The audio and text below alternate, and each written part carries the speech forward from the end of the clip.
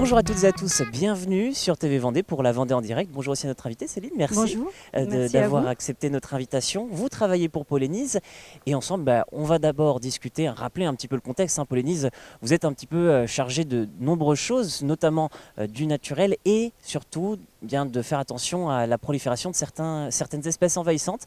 Ce qui est le cas de ce que vous tenez dans la main, c'est un charançon rouge. Voilà, c'est le charançon rouge des palmiers qui s'est installé en fait en France depuis 2005, qui est arrivé d'Asie du Sud, de Malaisie, Philippines. Et donc qui a été détecté au niveau de la commune en 2021. Et nous faisons des prospections en fait chez les particuliers et dans les espaces verts depuis cette date, donc tous les ans. Donc ça fait la 3e année là, que nous faisons des prospections pour ce parasite. On le voit là, il est petit, mais il prend beaucoup de place dans votre lutte au quotidien. Comme vous le disiez, c'est déjà la 3e session. Comment on fait pour faire appel à vos services? Est-ce que c'est vous qui vous présentez spontanément? Est-ce qu'il faut prendre rendez-vous? Alors il y a 2 possibilités. On fait certains secteurs en fait les uns après les autres. Donc là il n'y a pas forcément besoin de prendre des rendez-vous.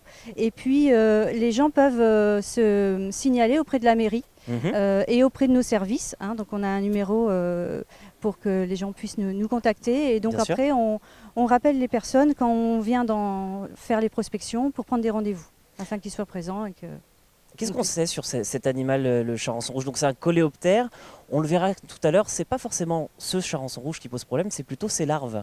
Voilà, c'est les larves qui sont dans les palmiers en fait, qui s'attaquent au cœur du palmier, qui grignotent l'ensemble du palmier et qui peuvent attaquer le bourgeon terminal et faire mourir le palmier en 2 à 3 ans suivant l'infestation, si elle est forte ou si c'est une faible infestation, et suivant aussi la taille du palmier.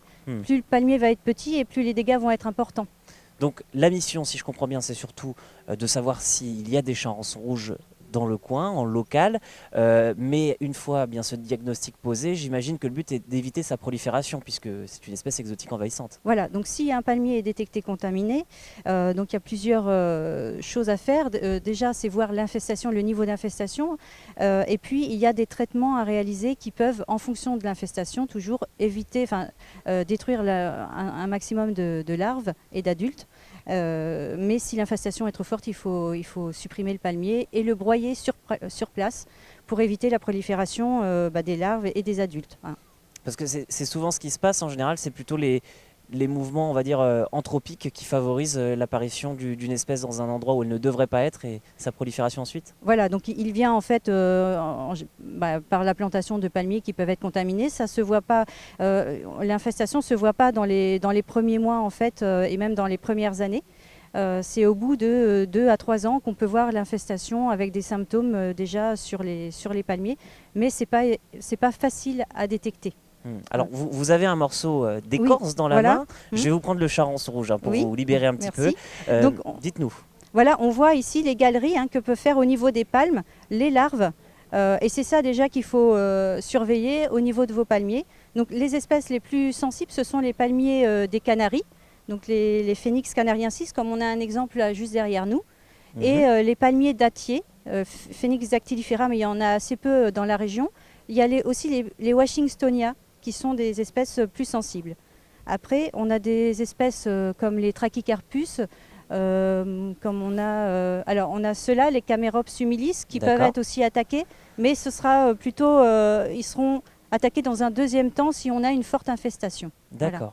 Eh bien, merci. Maintenant qu'on a mieux compris un petit peu votre mission et surtout à quoi correspondait ce charançon rouge, qui est quand même plutôt joli, même si malheureusement il ne devrait pas être à cette place ici en Europe. On va évoquer bien le diagnostic. Alors, on fait un échange. Je vous rends votre charançon. Merci. Je reprends le micro et je vais rejoindre notre 2e invité. Merci beaucoup Céline. Je rejoins Émilie. Bonjour à vous. Bonjour. Merci de procéder à ce diagnostic avec nous. Là, on le voit. Ce palmier là, vous êtes en train de le diagnostiquer, donc la première étape c'est de prendre du recul pour regarder, c'est ça? Donc on en prendra encore un peu plus si on peut. On peut reculer un petit peu. On peut reculer un petit peu. La première chose qu'on va regarder effectivement c'est l'aspect général de l'arbre. Et on va regarder au niveau du houppier. Donc la larve va, si elle est présente, va s'alimenter de tous les tissus vasculaires dans le palmier. Et ce qu'on va avoir comme dégâts, ça va être un effondrement du houppier, donc les palmes qui vont s'effondrer. D'accord. On pourra aussi voir des encoches au niveau des palmes, parce qu'avant de débourrer, elles auront été grignotées de l'intérieur. Donc quand elles vont sortir, on va pouvoir voir des encoches. Donc ça, c'est les premiers symptômes qu'on pourrait voir avec le recul. Et ensuite, on s'approchera. On peut s'approcher, Voilà. effectivement.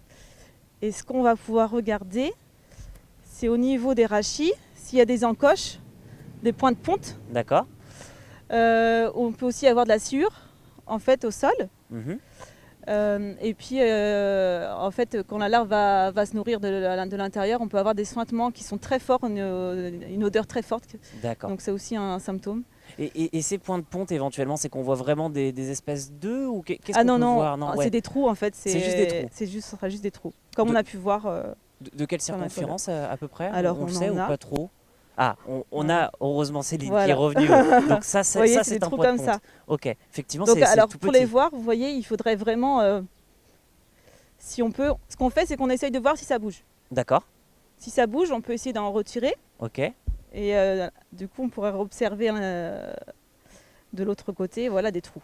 Mais pour ce qui est de la larve, elle reste vraiment au cœur de l'arbre. Oui, on au cœur, on ne peut pas la voir comme ça, Mm. non. Ceci dit, nous on peut la voir parce que vous en avez mis de côté. Exactement. Et je propose justement qu'on récupère, merci beaucoup, ce pot. Donc là on Voilà. en voit, enfin les larves sont énormes par Elles rapport sont en fait assez énormes, effectivement. Donc elles ont une grosse tête marron et un gros corps sans pattes, à préciser. Ça peut aider. Hein, si, Et c'est ça qui est surprenant, c'est que le charançon rouge, on le voyait tout à l'heure, il est tout petit finalement. Je pense qu'à l'échelle, ça doit être à peu près ça. Et en fait, les larves sont énormes. Ah bah, elles font des sacrées réserves. Ouais, Voilà. ça doit être pour ça. Est-ce qu'on sait pourquoi le charançon rouge privilégie les palmiers ou est-ce que ça, on l'ignore pour l'instant?